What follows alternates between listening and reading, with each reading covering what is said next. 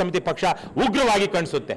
ಇಡೀ ರಾಜ್ಯದಲ್ಲೇ ಬಹುಶಃ ಇಷ್ಟು ಅಧ್ಯಕ್ಷ ಬಹುಶಃ ಬೊಮ್ಮಾಯಿ ಬಸವರಾಜ ಬೊಮ್ಮಾಯಿ ಅವರಿಗೆ ಕಾಂಪಿಟಿಷನ್ ಮಾಡುವ ರೀತಿಯಲ್ಲಿ ಅಧ್ಯಕ್ಷ ಮತ್ತು ಅವ್ರಿಗೆ ಆಸಕ್ತಿಯೇ ಇಲ್ಲದಂತಹ ಇಲಾಖೆಯಲ್ಲಿ ಆಸಕ್ತಿಯೇ ಇಲ್ಲದಂತಹ ಮಂತ್ರಿ ಅಂದ್ರೆ ಪರಮೇಶ್ವರ್. ಇವರ ಅರ್ಹತೆಗೆ ಇಷ್ಟು ವರ್ಷಗಳ ಕಾಲ MLA ಆಗಿದ್ದಾರೆ, ಮಿನಿಸ್ಟರ್ ಆಗಿದ್ದಾರೆ, 4 ಸಲ ಸಚಿವರಾಗಿದ್ದಾರೆ. ಇಷ್ಟು ದಿನಗಳ ಕಾಲದಲ್ಲಿ ತುಮಕೂರು ರಾಜ್ಯದ 2ನೇ ಅತಿ ದೊಡ್ಡ ಜಿಲ್ಲೆ ವಿಸ್ತೀರ್ಣದಲ್ಲಿ ಮತ್ತು ಇದು ಜನಸಂಖ್ಯೆಯಲ್ಲಿ ಇಂತಹ ದೊಡ್ಡ ಜಿಲ್ಲೆಗೆ ಒಂದು ಸರ್ಕಾರಿ ಮೆಡಿಕಲ್ ಕಾಲೇಜು ತರುವಂತಹ ಕನಿಷ್ಠ ಜನಪರ ಕಾಳಜಿ ಬದ್ಧತೆ ಇಲ್ಲ ಇವರಿಗೆ. ಯಾಕೆಂದ್ರೆ ಅವರ ಮೆಡಿಕಲ್ ಕಾಲೇಜ್ಗೆ ಅವರ ಇಂಜಿನಿಯರಿಂಗ್ ಕಾಲೇಜುಗಳಿಗೆ ಸರ್ಕಾರಿ ಮೆಡಿಕಲ್ ಕಾಲೇಜು ಇಂಜಿನಿಯರಿಂಗ್ ಕಾಲೇಜುಗಳು ಕಾಂಪೀಟ್ ಮಾಡ್ತವೆ ಅನ್ನುವಂತ ದುರುದ್ದೇಶ ದುರ್ಬುದ್ಧಿಯ ಕಾರಣಕ್ಕೆ ಅದೇ ರೀತಿಯಲ್ಲಿ ಇಲ್ಲಿ ಚಿಕ್ಕನಾಯಕನಹಳ್ಳಿ, ಗುಬ್ಬಿ ಮತ್ತು ತಿಪ್ಟೂರು ಭಾಗದಲ್ಲಿ ಗಣಿಬಾಧಿತ ಪ್ರದೇಶಗಳಿವೆ. ಆ ಗಣಿಬಾಧಿತ ಪ್ರದೇಶಗಳಲ್ಲಿ ಪುನರುಜ್ಜೀವನ ಮತ್ತು ಪುನಶ್ಚೇತನಕ್ಕಾಗಿ ಸಾವಿರಾರು ಕೋಟಿ ರೂಪಾಯಿ 16,000 ಕೋಟಿ ರೂಪಾಯಿ ಇವತ್ತು ಖಜಾನೆಯಲ್ಲಿ ಕೊಳಿತಾ ಇದೆ. ಅದಕ್ಕೆ ಒಳ್ಳೆಯ ಯೋಜನೆಗಳನ್ನು ತಂದು ಆ ಭಾಗದಲ್ಲಿ ಒಂದಷ್ಟು ಅಭಿವೃದ್ಧಿ ಮಾಡುವಂತಹ ಅವಕಾಶಗಳಿದ್ರು ಕಳೆದ 3 ವರ್ಷಗಳಿಂದ ಅದ್ಯಾವುದನ್ನೂ ಮಾಡದೇ ಇರುವಂತಹ ಒಬ್ಬ ಅಧ್ಯಕ್ಷ ಮತ್ತು ಅಸಮರ್ಥ ವ್ಯಕ್ತಿ ಇವರು ಯಾರು ಪರಮೇಶ್ವರ್ ಅವರು. ಮೊನ್ನೆ ತುಮಕೂರಿನಲ್ಲಿ ನಡೆದಂತಹ KRS ಪಕ್ಷದವರ ಮೇಲೆ ನಡೆದಂತಹ ಒಂದು ರೀತಿಯ ಹಲ್ಲೆ ಸ್ವತಃ ಪರಮೇಶ್ವರ್ ಅವರು ಹೇ ನಿಲ್ಸೋ ತೆಗಿಯೋ ಕ್ಯಾಮ್ರಾ ಅಂತೇಳಿ ಕೈ ಮಾಡ್ತಾರೆ ಅಂದ್ರೆ ಇವರ ದರ್ಪ. ಇವರು ಒಬ್ಬ ಕುಟುಂಬ ವಂಶ ಪಾರಂಪರ್ಯ ರಾಜಕಾರಣದ ಪ್ರತಿನಿಧಿಯಾಗಿರೋದ್ರಿಂದ ಆ ದರ್ಪ ಬಂದಿದೆ ಅಂತ ನಾವು ಭಾವಿಸ್ತೀವಿ. ನೆಪೋ ಕಿಡ್ ನಂಬರ್ 1 ದೇಶದಲ್ಲಿ ರಾಹುಲ್ ಗಾಂಧಿ ಅವರು ಮಾತ್ರ ಎಲ್ಲಾ ಕಡೆ ಹೋಗಿ ಸಂವಿಧಾನ, ಪ್ರಜಾಪ್ರಭುತ್ವ, ಮೂಲಭೂತ ಹಕ್ಕುಗಳು ಅಂತ ಮಾತಾಡ್ತಾರೆ. ಆದರೆ ನೆಪೋ ಕಿಡ್ಗಳಿರುವಂತಹ ಅತಿ ಹೆಚ್ಚು ಸಂಖ್ಯೆಯಲ್ಲಿ ನೆಪೋ ಕಿಡ್ಸ್ ಇರುವಂತಹ ವಂಶ ಪಾರಂಪರ್ಯ ಇರುವಂತಹ ಕಾಂಗ್ರೆಸ್ ಪಕ್ಷ ಯಾವುದೇ ಕಾರಣಕ್ಕೂ ಅದು ಪ್ರಜಾಪ್ರಭುತ್ವದ ರಕ್ಷಣೆ ಮಾಡೋದಿಲ್ಲ ಇವತ್ತಿರುವಂತಹ ಸಂದರ್ಭದಲ್ಲಿ. ಹಾಗಾಗಿ ಪರಮೇಶ್ವರ್ ಅವರು ನಮಗೆ ಈಗಾಗಲೇ KRS ಪಕ್ಷಕ್ಕೆ ಪರಮೇಶ್ವರ್ ಅವರ ಚೇಲಾಗಳು ಅವ್ರನ್ನ ಧಮಕಿ ಹಾಕಿದ್ದಾರೆ, ಅದನ್ನು ಕಿಡಿಕಾರಿದ್ದಾರೆ. ಇವತ್ತು ಪತ್ರಿಕೆಗಳಲ್ಲಿ ಬೇರೆ ಬೇರೆ ರೀತಿಯಲ್ಲಿ ಬಂದಿದೆ. ಇತ್ತ ಯಾವುದೇ ಗೊಡ್ಡು ಬೆದರಿಕೆಗಳಿಗೆ ಕರ್ನಾಟಕ ರಾಷ್ಟ್ರ ಸಮಿತಿ ಪಕ್ಷ ಹಿಂದೇನು ಎದುರಿಲ್ಲ, ಮುಂದೇನು ಬೆದರೋದಿಲ್ಲ. ಇಂತಹ 10 ಕೇಸುಗಳಾದ್ರೂ ನಮ್ಮ ಹೋರಾಟ ಮುಂದಕ್ಕೆ ಹೋಗೇ ಹೋಗುತ್ತೆ. ಈ ಭ್ರಷ್ಟ ಪೊಲೀಸರು, ಭ್ರಷ್ಟ ಅಧಿಕಾರಿಗಳು, ತುಮಕೂರಿನ ಜಿಲ್ಲಾಧಿಕಾರಿ ಅವರು ಮಾಡಿರುವಂತಹ ಅಕ್ರಮಗಳ ಬಗ್ಗೆ ಹಲವಾರು ಆರೋಪಗಳು ಸಾಬೀತಾಗಿರುವಂತಹ ಸಾಕ್ಷಿಗಳಿದ್ರು ಇವತ್ತುಗಾರು ವರ್ಗಾವಣೆ ಆಗಿಲ್ಲ. ತುಮಕೂರಿನ ಪೊಲೀಸ್ ವರಿಷ್ಠಾಧಿಕಾರಿ ಇಡೀ ಇಲಾಖೆ ಹದಗೆಟ್ಟು ಹೋಗಿದೆ. ಇಲ್ಲಿ ಅತ್ಯಾಚಾರ ಮಾಡುವಂತ ಅಧಿಕಾರಿಗಳಿದ್ದಾರೆ, ಕೊಂದು ಹಾಕುವಂತ ಲಾಕಪ್ ನಲ್ಲಿ ಹೊಡೆಯುವಂತ ಅಧಿಕಾರಿಗಳಿದ್ದಾರೆ.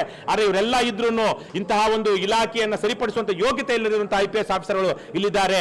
ಇವರ ಎಲ್ಲರೂ ಯಾಕೆ ಅಲ್ಲಿದ್ದಾರೆ ಅಂದ್ರೆ ಪರಮೇಶ್ವರ್ ಅವರ ಕಾರಣಕ್ಕಿದ್ದಾರೆ.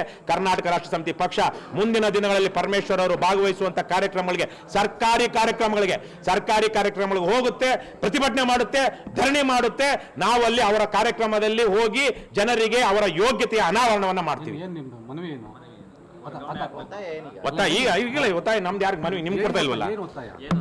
ಪರಮೇಶ್ವರ್ ಅವರು ತುಮಕೂರಿಗೆ ಅಂಟಿರುವಂತಹ ಶಾಪ, ಆ ತುಮಕೂರಿನ ಜನ ಅವರ ರಾಜೀನಾಮೆಯನ್ನ ಕೇಳಬೇಕು. ಸರ್ಕಾರ ಕಾಂಗ್ರೆಸ್ ಪಕ್ಷದವರು ಅವ್ರು ನಿಜಕ್ಕೂ ನಾವು ಪ್ರಜಾಪ್ರಭುತ್ವ ಪರ ಇರುವಂತವರು ಅನ್ನೋದಾದ್ರೆ ಪರಮೇಶ್ವರ್ ಅವರ ರಾಜೀನಾಮೆಯನ್ನ ತಗೊಳ್ಬೇಕು, ಅವ್ರ ಮೇಲೆ ಆಕ್ಷನ್ ಆಗ್ಬೇಕು.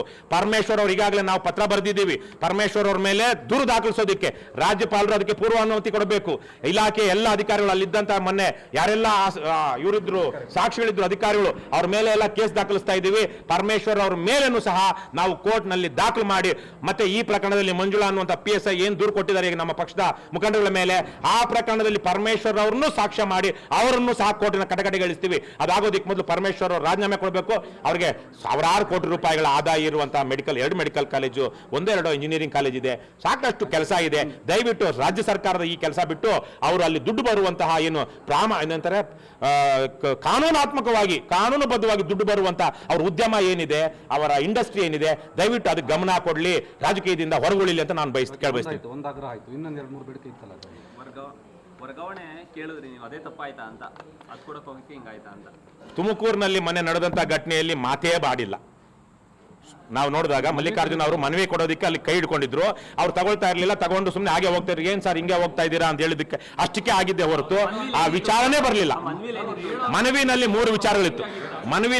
ಮನವಿ ಎಷ್ಟೇ ಪ್ರವೋಕ ಇರಲಿ, ಯಾವುದೇ ಇರಲಿ, ಆ ಸ್ಥಾನದಲ್ಲಿರುವಂತವ್ರು ಪ್ರವೋಕ ಆದ್ರೆ ಏನಾಗುತ್ತೆ? ಬಾಡೂರು ಅಸಹಾಯಕರು ಉಳಿತಾರ?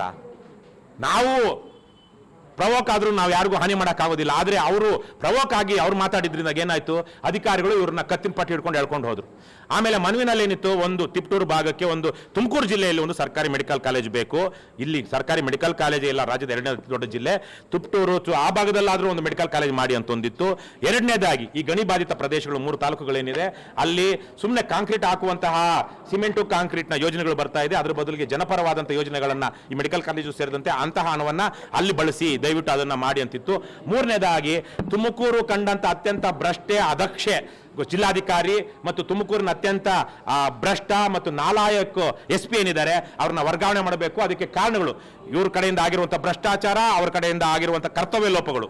ಯಾಕಂದ್ರೆ DC SP-ಗೆ ಭ್ರಷ್ಟಾಚಾರದ ಪ್ರಕರಣಗಳಿಲ್ಲ, ಆದರೆ ಕರ್ತವ್ಯ ಲೋಪಗಳು. ಅವರ ಅಧೀನ ಪೊಲೀಸರು ಯಾವ ರೀತಿ ದುರ್ವರ್ತನೆ ತೋರ್ತಾ ಇದ್ದಾರೆ, ಅದನ್ನ ಅವ್ರು ಹೇಗೆ ಮುಚ್ಚಿಡ್ತಾ ಇದ್ದಾರೆ, ರಕ್ಷಣೆ ಕೊಡ್ತಾ ಇದ್ದಾರೆ ಅಧಿಕಾರಿಗಳಿಗೆ ಅನ್ನೋದಿತ್ತು. ಹಾಗಾಗಿ ಇಂತಹ SP ಮತ್ತು DC ನಮ್ಮ ಜಿಲ್ಲೆಗೆ ಬೇಕಾಗಿಲ್ಲ, ಹಾಗಾಗಿ ಅವರನ್ನ ಬೇರೆ ಕಡೆಗೆ ವರ್ಗಾವಣೆ ಮಾಡಿ, ಎತ್ತಂಗಡಿ ಮಾಡಿ ಅನ್ನುವಂಥ 3 ಮನವಿಗಳಿತ್ತು.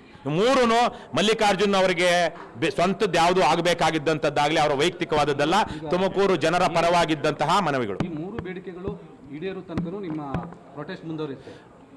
ನಮ್ಮ ಪ್ರೊಟೆಸ್ಟು ಅದನ್ನೇ ಹೀಗೆ ಅಂತ ಹೇಳೋದಕ್ಕಾಗೋದಿಲ್ಲ. ನಮ್ಮ ಹೋರಾಟ 3 ಜೊತೆಗೆ ಇನ್ನೂ 6 ಸೇರ್ಬಹುದು. ಈಗ ನಾಳೆನೇ ಮೆಡಿಕಲ್ ಕಾಲೇಜು ಅಪ್ರೂವ್ ಆಯ್ತು, ಅವ್ನು ಕೈ ಬಿಡ್ತು, ಇನ್ನೊಂದು ಯಾವ್ದೋ ಬರಬಹುದು, ಎಲ್ಲ ಮುಗಿಬಹುದು, 3 ಆಗ್ಬಹುದು. ನಾಳೆ ನಾಡಿದ್ರಲ್ಲೇ ಈಗ ಇದು ಯಾವ್ದಿದ್ದು ಈ ಇಬ್ರು DC ಮತ್ತೆ SP ಯಾವ ಬೇಕಾದ್ರೂ ವರ್ಗಾವಣೆ ಆಗ್ಬೋದು. ಸಮಯ ಮುಗಿತಾ ಬಂದಿದೆ ಅವ್ರದನ್ನು. 100 ತಪ್ಪುಗಳು ಆಗೋಗಿದೆ, 101 ತಪ್ಪು ಆಗ್ಬೇಕಷ್ಟೇ. ಆಗ ಅವ್ರಿಗೂ ಆಗುತ್ತೆ. ಇನ್ನು ಈಗಾಗಲೇ ಹಿರೇಮಠರ ನೇತೃತ್ವದಲ್ಲಿ ನೀವೆಲ್ಲ ನೋಡಿದ್ದೀರಾ, ಅಲ್ಲಿ ಏನು ಅಕ್ರಮಗಳಾಗ್ತಾ ಇದೆ, ಅದು R&R ಇದರಲ್ಲಿ ಹಣದಲ್ಲಿ ಅಂತದನ್ನ ನಾವು ಆವತ್ತಿಗೆ ಏನೇನಿರುತ್ತೋ ಅದನ್ನ ಇಟ್ಕೊಂಡು ಹೋಗ್ತಾ ಇರ್ತೀವಿ. ಒಂದಾಗಿದೆ, ಇನ್ನು ಮನೆಗೆ ಹೋಗೋಣ ಅಂತಿಲ್ಲ. ಜನಪರವಾಗಿ KRS ಪಕ್ಷ ಹೋರಾಟವನ್ನ ಮಾಡ್ತಾ ಹೋಗುತ್ತೆ.